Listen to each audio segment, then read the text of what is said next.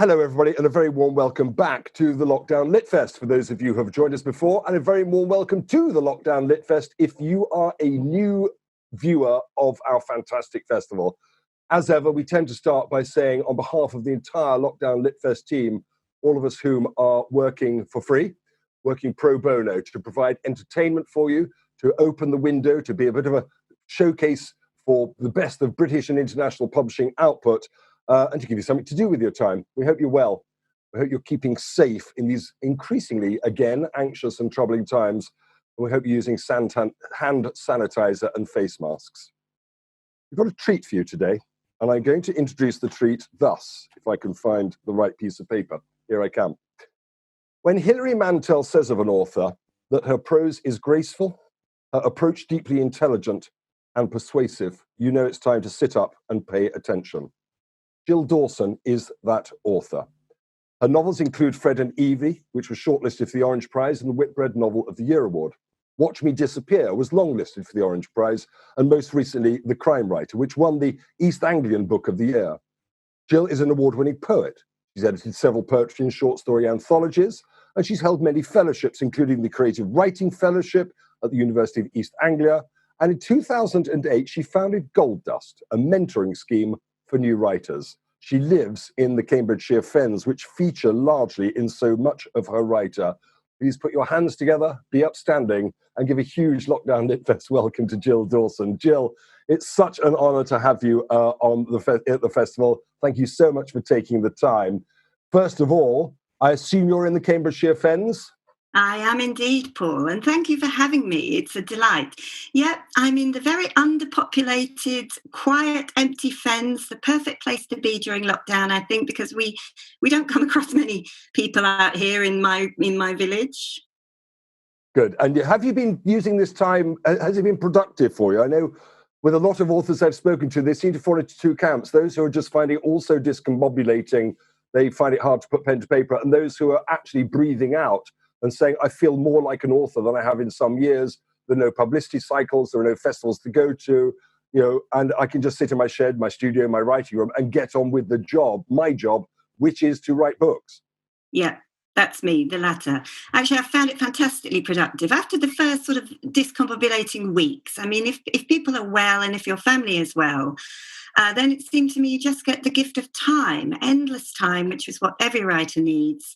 I've been quite disciplined on my yoga in the morning, writing in the day, gone for a walk, and actually really appreciated where I am, much more than I ever have. It's a beautiful part of the world. There's a river. I've actually gone swimming in it when the weather's been like this. So for me, it has meant I've got on very far with a new novel, which is quite pleasing. I'm delighted to hear that. Perhaps you can give us some insights into that a little later on. I'd like to take you back to your early days and what made you a writer. If my research is correct, you first appeared in School Tales, stories by young women, for the Women's Press back in 1990, which shows an early interest in works in the written word. Who was Jill Dawson, the teenager? Did you come from a bookish family? Were you an avid reader? Did you have an inspirational parent or teacher? I was a reader, of course. All writers are readers, aren't they? Yes. But a lot of comics, strangely. Illustrated comics I loved, and annuals.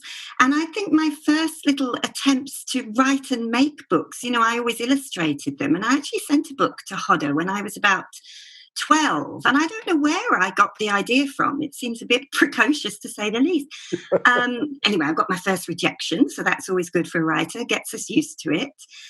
But I think it was a lovely teacher, Mr. Foggin, who I've had the opportunity to thank in print, who was my English teacher. And I think it was a family that liked telling stories and jokes. They're Geordies. My father was a Geordie with a fabulous accent that he retained his whole life. So there was a lot of wordplay and sort of poetry, I remember, and jokes. But for the bookishness and the idea to be a writer often seems to me quite, an odd thing. And I might just as well have said, I wanted to be an astronaut, really, in terms of my family's surprise at that. Where did the love or interest and the will to write poetry stem from? Well, I guess again from reading it probably was my first love. I remember in English we did T.S. Eliot's The Wasteland, and how difficult I found it at first, how utterly, infuriating. And then once you've got your ear in and understood the rhythms, the idea of a vernacular voice, many voices, which I think remains quite important to me, that Eliot was sort of including, even Lil down the pub has a word or two to say in The Wasteland. And that seemed to me to matter. And the other book I think was really instrumental and is very relevant because I've ended up writing about him, was Ronald Blythe's Akenfield, which we studied when I was 16. And if you think about Blythe, interviewing the midwife, the grave digger, something about voices rather than one authoritative sort of middle class educated voice. I think I wanted the idea of many voices and not necessarily the authoritative male or educated voice, but the voices of a range of people. Trick of the Light was your first book, published in 1996. What led to that? Well, I had travelled in America, so that novel is set in America, and I had lived in the log cabin. The Trick of the Light describes a relationship, a young woman living in a very beautiful wilderness spot with amazing wildlife, big cats and bears. And yet the really scary person in Trick of the Light is the man she's with. And that's the aspect of her life she can't really face. And that was a very autobiographical novel. I mean, it's over 20 years ago. That's exactly where I did live with my little boy and his father. And I've been a bit more open about that, subsequently. But at the time, I did feel I survived a very scary relationship. And I think the theme of domestic violence or women surviving frightening experiences and having to face them has been quite a theme in my work. Yes, it really has, not least with the latest work. But on Trick of the Light, and I forgive the cheapness of this question, I do apologize in advance, but I kind of want to drill down into it. Was it an act of catharsis? It was a hell of a novel to launch yourself into publishing with. You had great credibility having been published by Virago, by Faber and Faber. You'd really set your stall out with poetry. And it strikes me that transition into a sort of Romansbildung, if you will, was a big leap. It was obviously a conscious act. It was not without risk, but the shining clarity of the emotional honesty of it. I read it quite recently. It still brings me to tears. Oh, thank you. Well, that's interesting to hear because I haven't read it for a while. And my husband loved that novel, my current husband, but always said it was very raw and painful as a man to read it about a young woman's experience in such a frightening way. I think it was the perfect marriage, if you like, for the poet that I still was, who wanted to find a longer form. So I wanted that sort of poetic voice and intensity of emotion, but I wanted to tell a story. And so I think I found my way in that novel. And actually, it feels to me that my love of landscape, which has been a huge feature in my work, different landscapes, but anyway, back then was log cabin, and it's almost Canadian. I mean, it's the border of Washington State, but the interest in combining those two things. So another thing, Paul, was at the time I actually didn't particularly say it was autobiographical. I preferred to launch myself as a novelist rather than, some kind of victim of a story. And I think that was a good choice. And my willingness now to sort of look at that a little bit more comes because I'm such a long way from it. It's not my experience recently. And so it feels to me that it stood up as a novel, I hope, rather than it wasn't actually, I never particularly said it was autobiographical. No, I absolutely understand that, which leads me to this question. What did the fictionalization of what you were drawing, the wellspring that you were drawing down from, what did that allow you to do? Well, I guess it allowed me to look at myself rather dispassionately and stand outside the character who was the young woman. And what I imagine the reader feels reading that novel is, that they'd kind of like to shake her. Why can't you see that this man is the only danger you really face? But given that that's such a common experience, when people have friends or family or loved ones in a difficult relationship that seems threatening, and we often wonder why they can't leave, I kind of wanted to look at that frustration and show it from her point of view. She does love him. It's as simple as that. He is the father of her child. And increasingly, she also finds herself very much in love with the place she's at. So she will have to give everything up. And, I don't think it's spoiling the novel to say she does make that choice. But I wanted to look at how hard that might be for women. So I think it allowed me to broaden, I think as a novelist, when you step back from your own experience and fictionalize and transform in some way, it actually allows you to make a sort of more universal point, usually, rather than one specific to yourself. I'm aware of the irony of your will to want to shake your central character set in a novel of domestic violence. I know. I think, interestingly, looking at that feeling, I remember in a workshop once, years later, when we were adapting that for film, someone in the workshop said, "Oh, you do want to slap her," which to me was a very shocking remark. Yeah. But I think that is a theme or something I've continued to look at, the ways in which we feel very angry sometimes at victims rather than perpetrators, as if we direct our anger at them. Somehow is a more easier target, maybe. Absolutely.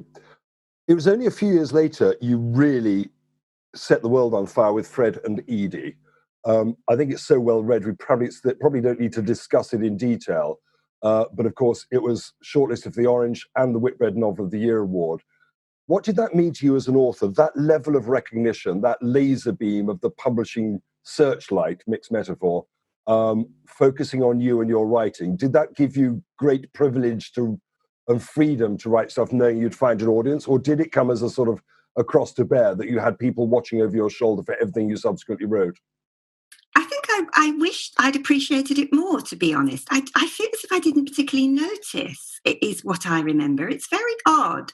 I mean, in the many years since, Fred and Edie is the novel that people most often associate with me. And I think that the book that followed it, Wild Boy, was made possible by Fred and Edie, if you like. It's quite a big book and quite a serious book. So I felt as if it was going to arrive into a world where it would be taken seriously, which is a very nice feeling for an author. But it always puts me in mind of a Martin Amis quote where he says that when he saw someone reading his first novel, The Rachel Papers, and he didn't approach this person on a train and whatever and said to himself, "Oh, there'll be many other occasions."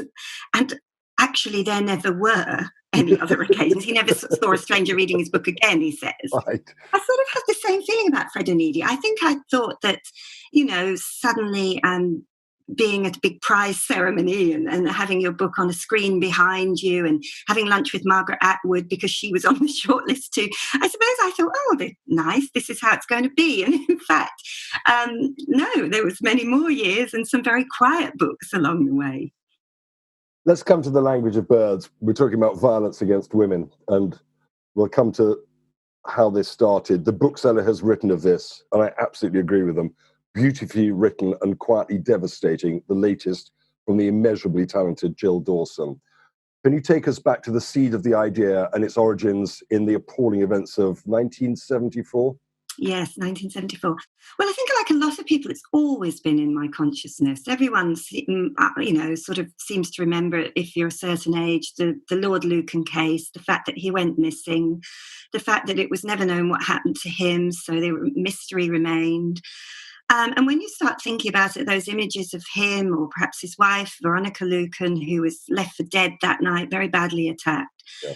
And I realized one day thinking about it, how little I knew about his victim, the nanny, Sandra Rivet, and how little we often knew about victims and how she somehow wasn't the story. But I have to say that when I started looking into her life, and a couple of really important details, I found that she had 2 sons, for example, of her own. So there was a painful irony in the fact that she was looking after other people's children, but she'd given up her own for adoption, and that she'd spent a very brief period in a psychiatric institution. So those were the 2 seeds for the novel. But I think the minute I began researching her, I realized, look, she has living relatives, a sister, I think. There are people, her sons, for example, there are people who would be hurt by my telling her story. Usually when I tell stories in the past, they're further away, they're longer back. Yes. So I made a decision which I was pleased to make, to kind of fictionalize, to keep that little link. Look, I am looking at that particular event, but then to make a massive leap and create the character of Mandy and her friend Rosemary, these two Fen girls who go down to London to work as nannies for aristocratic families and sort of land in a tragedy. And once I'd done that, made Mandy's home life different, her mother, her family, her children, I felt such sort of liberation that I wasn't, almost inadvertently adding to people's pain, I suppose, over this case. It's interesting, the proximity of this, because although it is 1934, it still feels so fresh in so many people's mind. It has all the makings of a fantastic fiction, of course.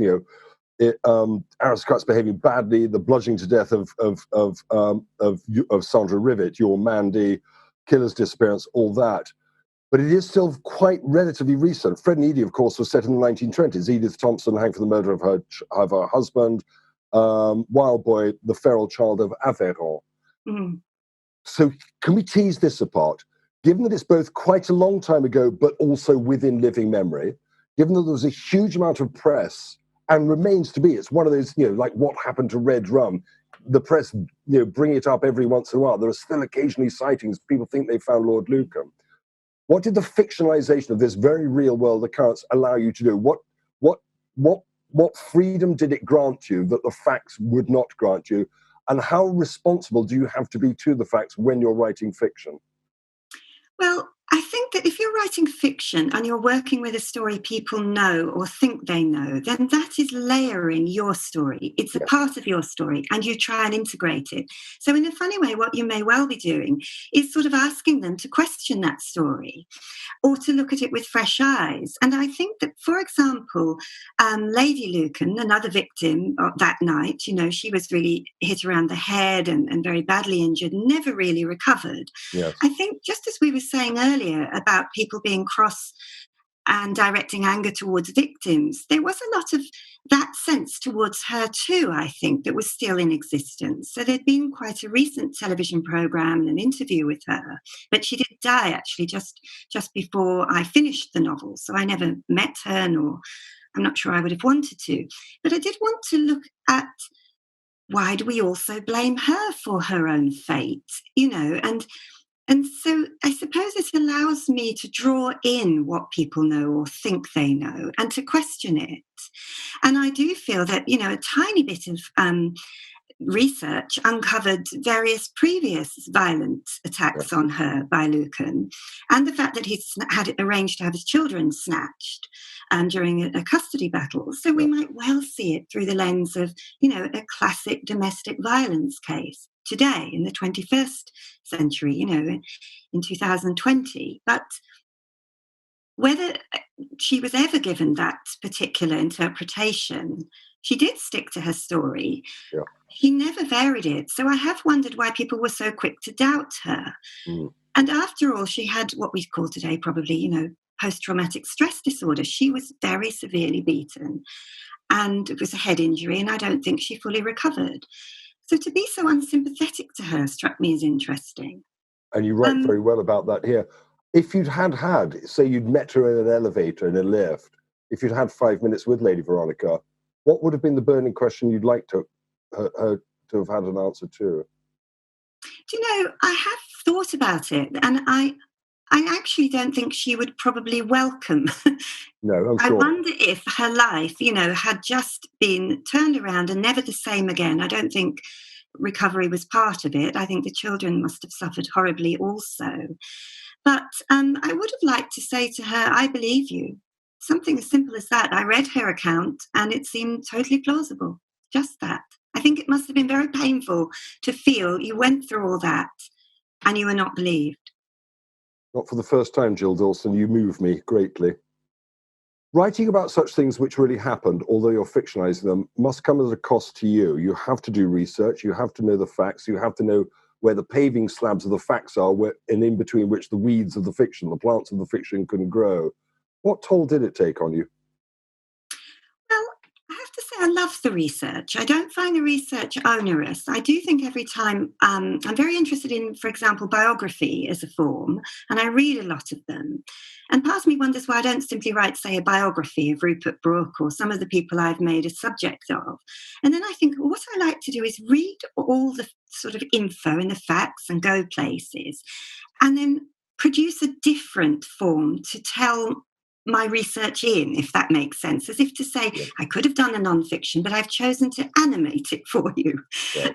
to see what you make of this. And I suppose, then you can use all the novelists' techniques of emotion, as you said, you found it moving, which I'm always pleased when people say that. And I think people are much more likely to feel compassion for Mandy, for example, in The Language of Birds, if I make her into a living, breathing young woman with a love affair and a sex life and a child she's left behind, and you're going to care more about her. So that's a novelist technique. Whereas if I was writing a non-fiction book, I think some of those things are almost not banned, but they're frowned upon, when Yes. biographers now make, which I always love, I must say, a hybrid form, where they do some dialogue or things that they're speculating on. Of course, I like that form, but many think there should be clarity between this is non-fiction and this is fiction, and never the twain should meet. I rather like and like to think of it as a completely valid form where you have really done the research and not shirked that, not just relied on one story by somebody else. If you ever saw my study and the levels, I mean, when I, for example, wrote about Rupert Brooke and the possibility that he had a daughter in Tahiti, that's one of my novels, I went to Tahiti, not once, but twice. And I know only one of his biographers ever looked at that particular angle. So I'm quite an obsessive person, and I think it suits me to try to sort of hunt down a story in that way. I have to ask, I'm going to ask, what did you find in Tahiti? Was it worth the trip or trips? It was. But what was really, really interesting was, like so many things, it came to me in an unexpected way. So while I was there, I didn't find any documentary evidence at all, both times.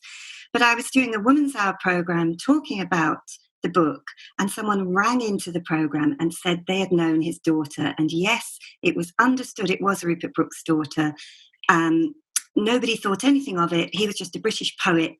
So it was never a big deal. And that to me felt like a very nice corroboration, but not actually essential, because I'd written the book by then. I'd gone out on the limb with the kind of logic of imagination, the logic of feeling. And I liked having the corroboration. But by then, I think fiction had answered the question for me. Fiction does answer the questions. We like it very much. One of the things about Language of Birds, which I've not seen any reviews really focus in on this, but by goodness me, you set the 70s beautifully well. How important was it to do so, and how did you approach it? Thank you. Well, so I was a little girl in the 70s, so I do remember them, but not as the sort of young women as they were, going to Annabelle's or listening to music or, the politics of the time. And a couple of things struck me. I mean, we just entered the European Union, and there was a lot of anxiety about immigration and a lot of anxiety about the IRA, and I was sort of thinking, actually, it's 50 years ago, but these thematically very much the same concerns. Yeah.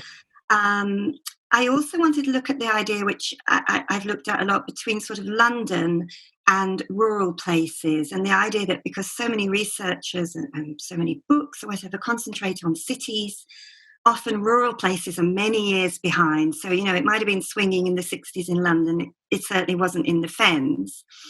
So equally, things like the pill, the advent of the pill and girls having certain freedoms, that would have not really filtered down to a tiny village in Cambridgeshire.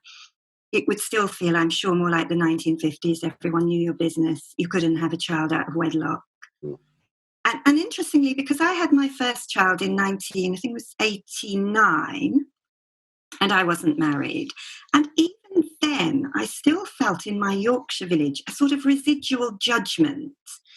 Whereas I think that the ability to raise a child by ourselves or not be married is actually a massive gain for women. That stigma and the fact of having to give up children is something that perhaps younger women have no idea about. and the sort of inexactitude, really, of contraception. So the possibility of controlling your own life and having an independent life as a young woman. I actually did find that aspect of the research very interesting. But I guess the other thing is I've got loads and loads of sort of, in fact, there's something on Instagram today that I've done about the magazines I used, the copies of Vogue. I do love the 70s with their big flares and their big lapels and, the afros and I loved all that. So that bit was no hardship. Wrangler orange jumbo cords sums up the 70s for me. The most iconic pair of trousers I ever wore. God, I loved them. Brilliant. Well, for me, it's Northern soul music because I was, I was in Yorkshire at that time, and it's big flares, wedge shoes, halter neck tops, an endless summer. You'd love my pal Tony Blackburn, who is such a huge fan of Northern soul, as I'm sure you know. What would you about Sense of Place and so on? Can we come to the Fens, which is obviously your home? You've chosen it to be your home. It's a recurring location in so much of what you write. What does it represent for you? It's funny, I knew so little about it when we moved here. We drew a circle around London, sort of including where our parents lived, and looked at places to move to. And we built a house. So that's what we did. So it was quite cheap land, which was amazing. So it was very, very lucky. I don't think I knew how much I was going to love it. And I think what it's ended up representing is, it's sort of like, Graham Swift famously called the Fens one big nothing. Rather insulting. Oh, he was so wrong. Yes, and he means that sort of featureless, empty landscape. But what I think it feels like is a blank page. It does feel as if, it's reclaimed land. It used to be underwater. It is very flat. There are huge, spacious horizons full of birds. And I feel as if for an author, there's so much to fill in. You don't feel crowded out. There isn't the sense that, aside from Graham Swift, and actually a lovely novel called Cheap Jack Zeta by Sabine Baring-Gould, which was set in my village. Wow. Apart from those, I often feel people don't know much about the Fens. And yes, it's so close to London. It's actually very convenient. I'm glad they don't, to be honest, during lockdown. I've loved the fact that when I go for a walk, there's hardly a soul here. But that's what I think it represents for a novelist, is the idea of, a blank page, somewhere to make your mark, and for the imagination to really, fill the spaces. It's not really my responsibility, but I'm going to slightly defend Graham Smith, who I had the pleasure of interviewing for the Cambridge Literary Festival some years ago. And he's a big fan of it, actually. Although he's often cited for that one quote, he really rather has an emotional connection with that great big nothing. Oh, I know, because I have to say Waterlands is one of my favourite novels. And I read it the minute I got here, and it stands up so well. I don't know how old now, 25 years or something. I think it's a beautiful novel. He really gets the Fens. Isn't that written? It was written with love, that book, wasn't it? And it shines in every page. Yes, indeed. I mentioned this in the introduction, and I don't want to let you go without you getting a chance to talk about it, because I'd like to know more. Like so many successful novelists, and boy, are you one, you don't pull the ladder up underneath you, but you actually build other ladders to help other people get to where they want to be with their writing. Can you tell us what led to the founding of Gold Dust and where it is today, 12 years on?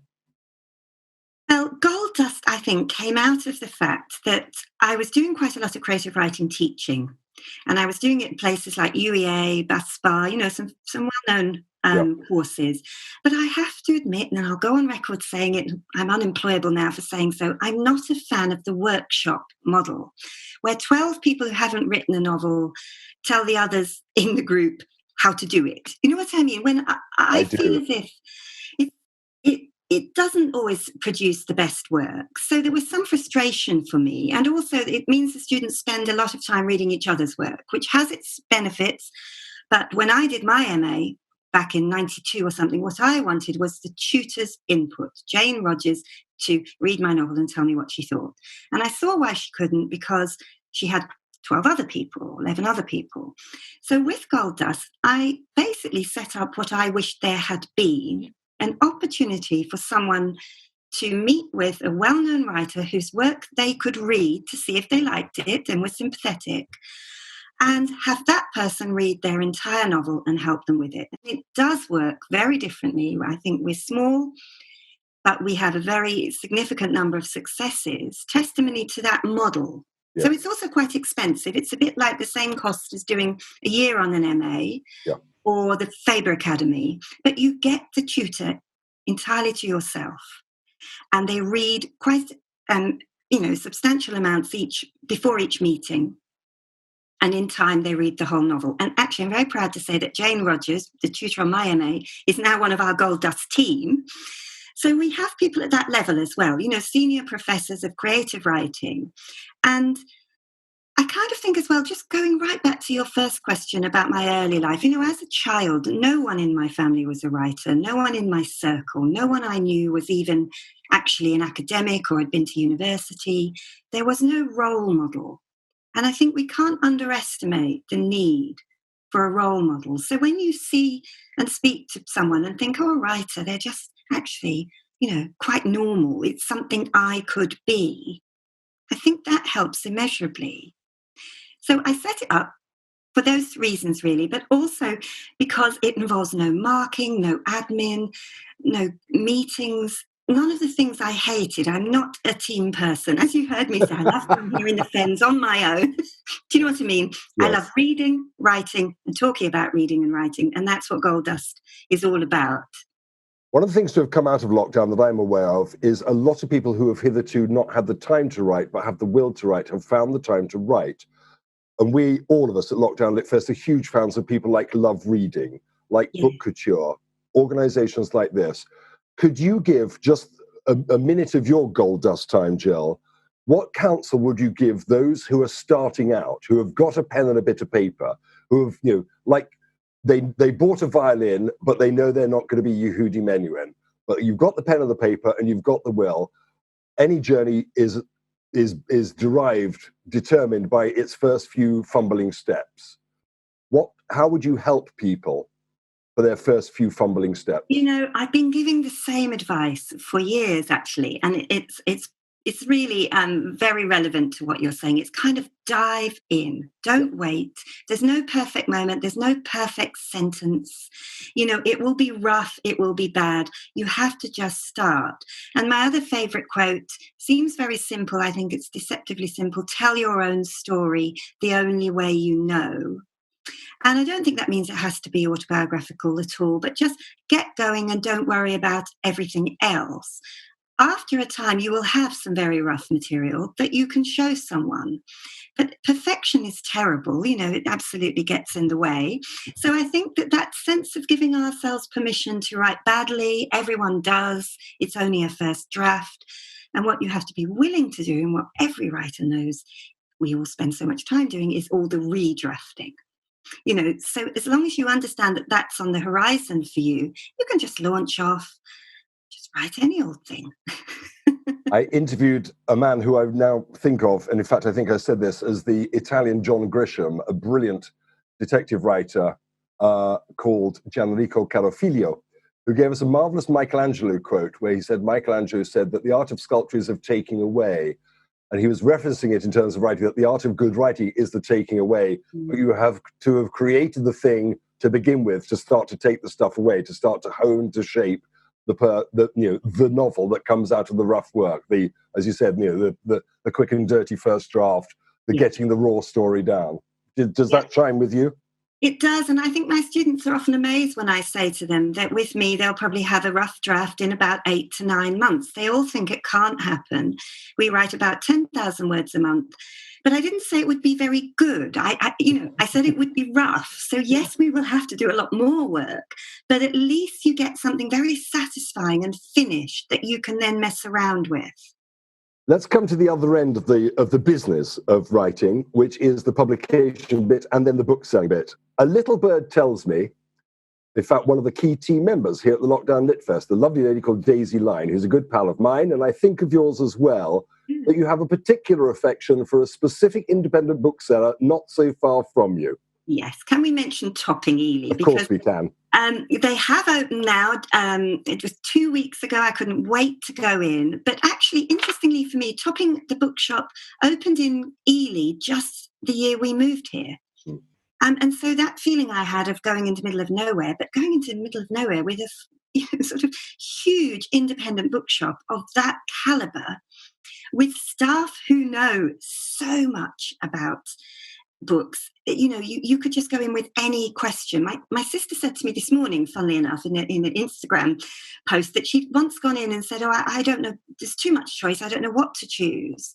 And recommend me something I wouldn't normally read. Anyway, then we started doing this, and I haven't looked yet what the answer was, but I imagine it was Stuart in Topping that gave her a brilliant suggestion of something she wouldn't normally read. No, it's a beautiful bookshop they often just make you a coffee if you sort of want to browse. It's got a lovely feeling, and I'm very lucky to have it. So there's not nothing in the Fens, as Swift said. There's Topping's Bookshop and there's Jill Dawson. You put some bait on the water at the top of this interview, Jill. You said you've been writing. What can you tell us about what you're working on now? Right, great. Well, it is a commissioned book, so that helps enormously. I did have a deadline. The deadline isn't until next year, so it's September. And it's set here locally again. So I had done a lot of the research before lockdown started, so I've been blissfully continuing. I will say it's going much further back in time, to a period I haven't written about. I always love learning. I feel as if I'm having to do a quick crash course in this era. But beyond that, I'm not going to say, because this is a sort of superstition I think lots of writers share. It's not so much a sort of anxiety about it getting out there. It's kind of an anxiety that I won't write it if I talk too much about it. Because once you start talking about things, where's the desire to kind of communicate on the page? Right. I almost have to, give myself a narrow field, and then I'll work hard to express myself, because I'm not allowed to express it any other way. It's siphoned off. Does that make sense? It does.